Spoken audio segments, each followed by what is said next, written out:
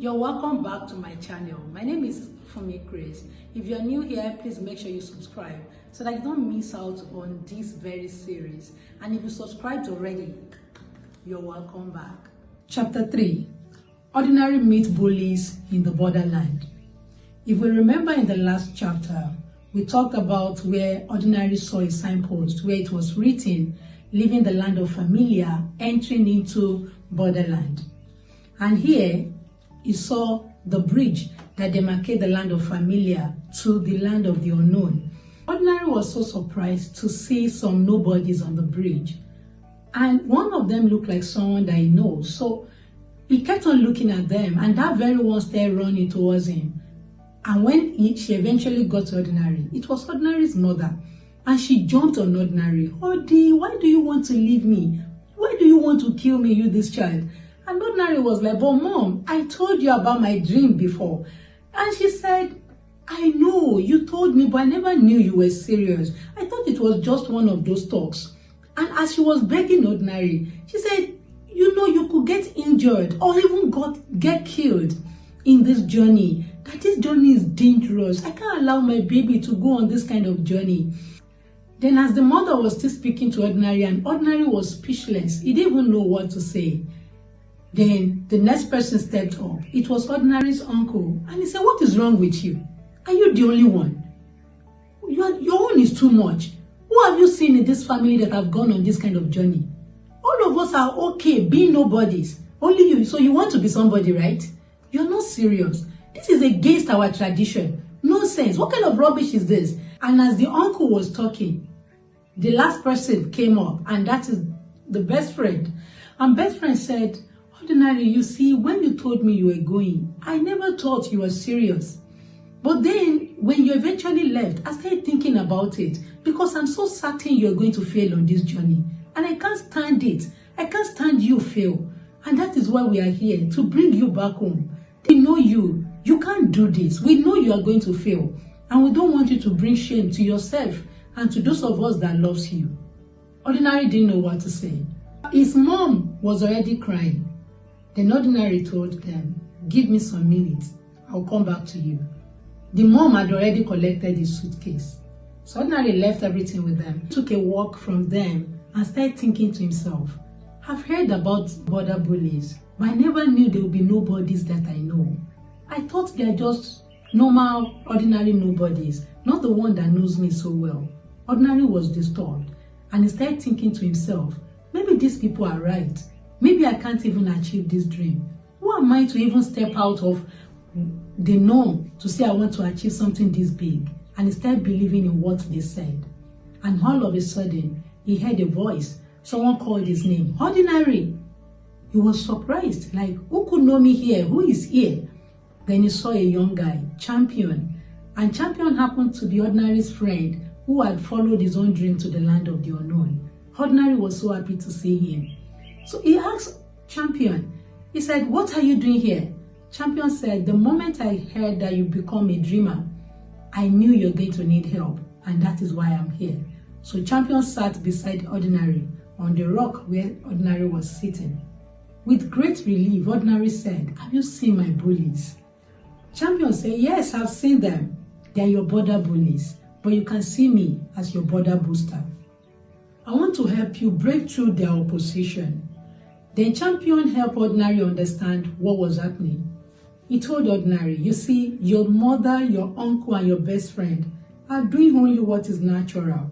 He told Ordinary, "The moment you left your own comfort zone, you really shook theirs.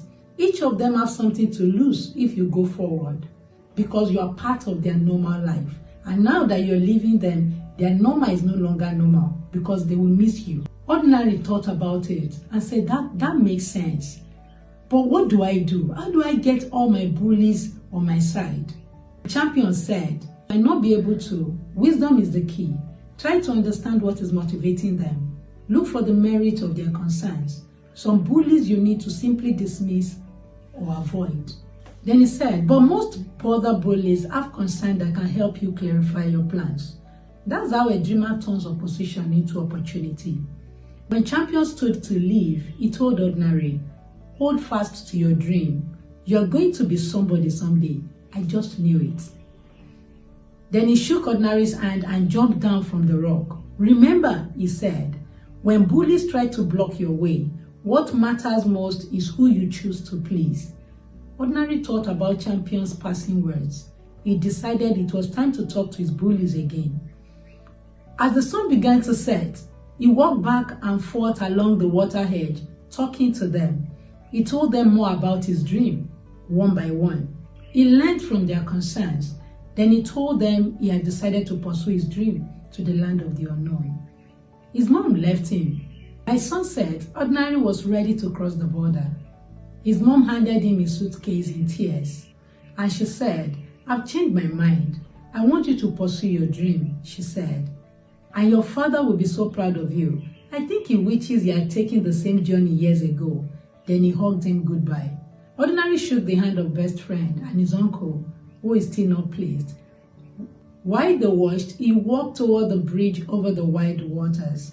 Because it was already dark, Ordinary did not recognize that there's still another nobody on the bridge.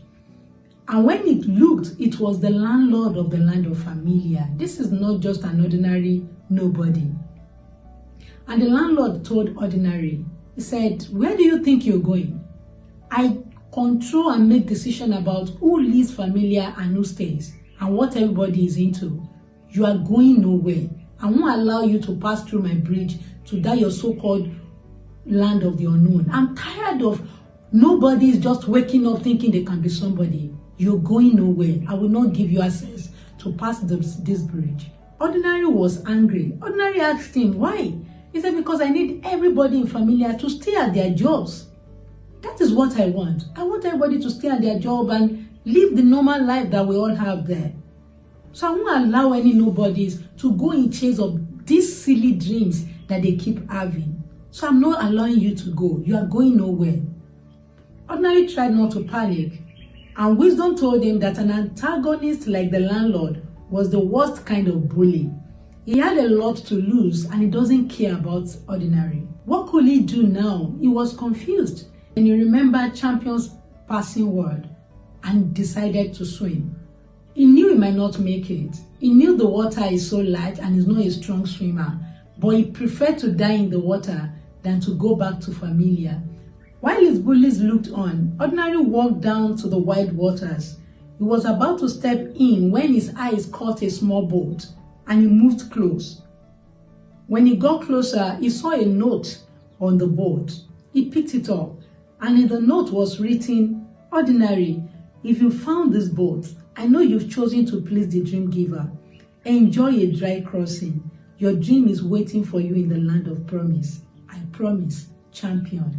Ordinary untied the boat, put his suitcase inside the boat, and as he rowed out into the wide waters, Ordinary watched his border bullies grow smaller and smaller. And when he was sure that he had finally really left Familia, he waved his last goodbyes to the nobodies at the shore. But by then it was too dark to tell if they waved back or not. That very night, before he slept under a tree, Ordinary brought out his journal and his white long feather and wrote these words. I met bullies at the borderland. They were bullies I knew. When I left Familia, it upset the comfort zone of those close to me. They felt they were losing something important. Even though my bullies tried to stop me, some of their concerns will help me. I couldn't convince all my bullies. In the end, I had to decide who I would please. I chose to please the dream giver.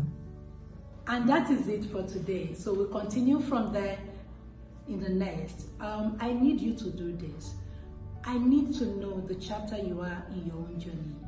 Are you at your own borderland too? How are you able to handle your border bullies? And who is your border booster? I would like to know. You can drop a comment or you send an email to me directly. If there's any way you think I can help, I'm very ready to be your border booster. Thank you very much. And guess what? I see you at the boardroom. Thank you very much.